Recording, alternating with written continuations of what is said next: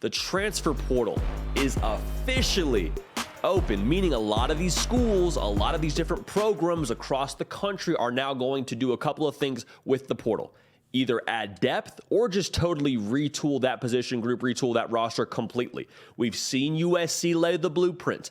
If you can land the right pieces in the portal, you can change the fortune of your next season drastically. USC 4-8 in 2021.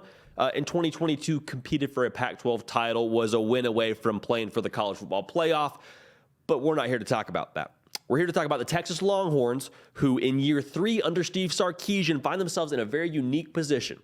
The NIL structure in Austin, you would have to imagine, will continue to be competitive, and you wonder if they'll be able to land some big-time players throughout this portal cycle. We'll talk about that in a second, the pitch for Texas, but what are some needs for Texas? What are some places you would expect them to make some moves in what is now college football free agency, and today being college football's Black Friday? How about this one for the first position group I'm looking at? How about running back?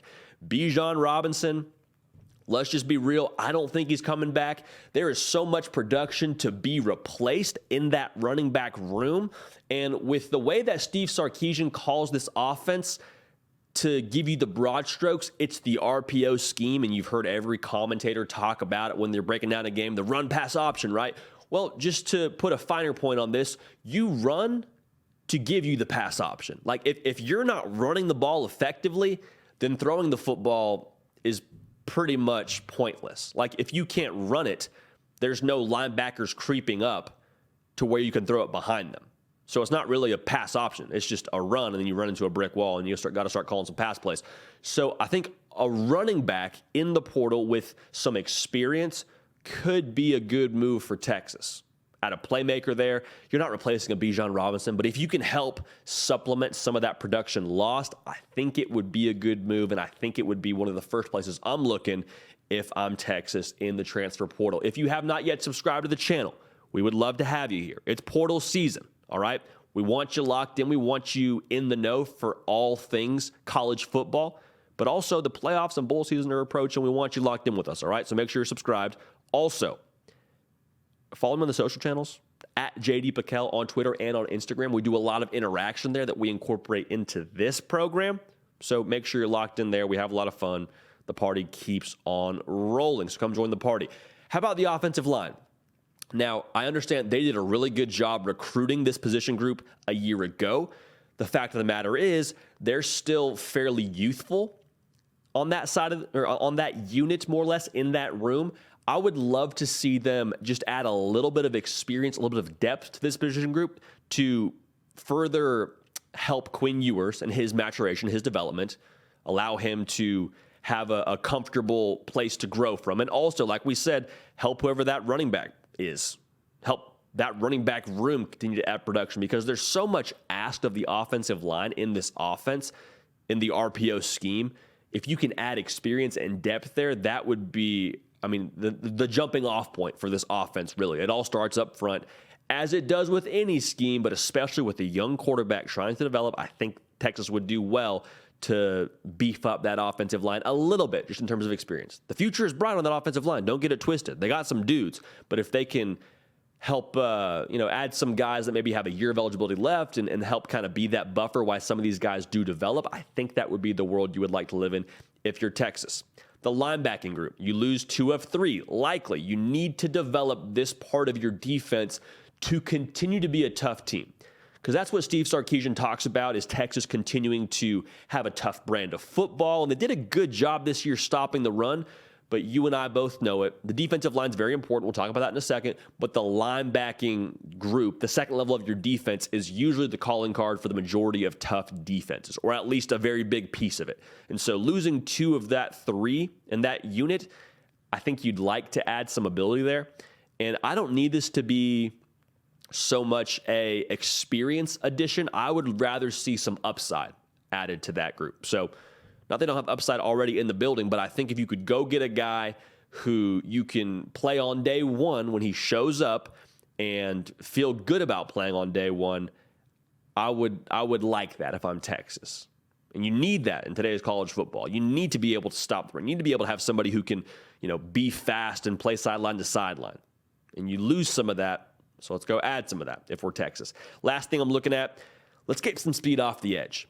Whether it's a defensive end with his hand on the ground that has come from that kind of system, or it's maybe more of a jack position, kind of a hybrid linebacker defensive end, whatever that looks like, let's find a way to shore up this pass rush.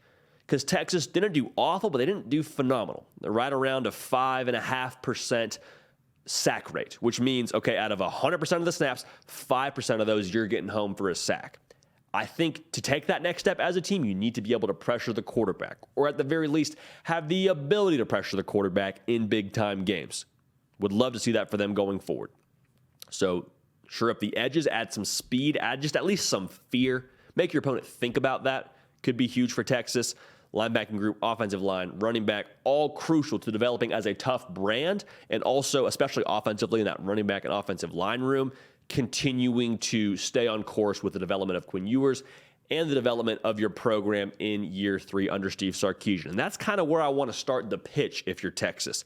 NIL structure, they'll be competitive, all right? They have people that care about football from a booster perspective, from a fan base perspective.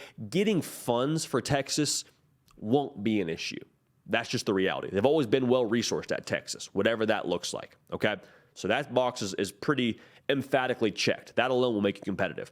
I think the pitch you make as a program is, hey, this isn't old Texas.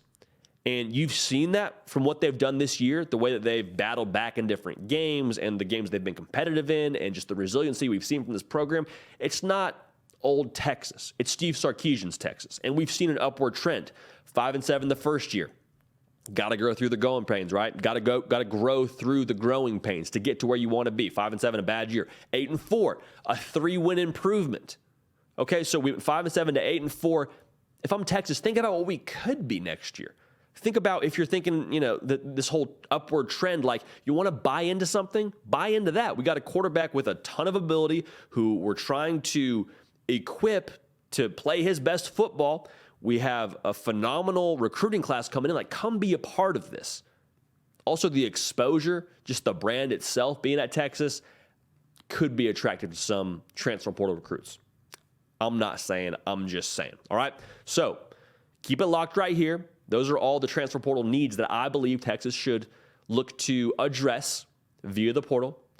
They've recruited well. Steve Sarkisian's got this thing headed the right direction, in my opinion, but I'm excited to see what they do in year 3. A lot of it, as it does with any college football program now today in the modern era, will start this offseason in the transfer portal.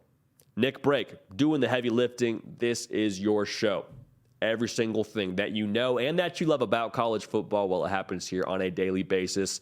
The Hard Count on the On3 YouTube channel. Come join the party. Subscribe. We're going to keep the party rolling, and we will see y'all next time.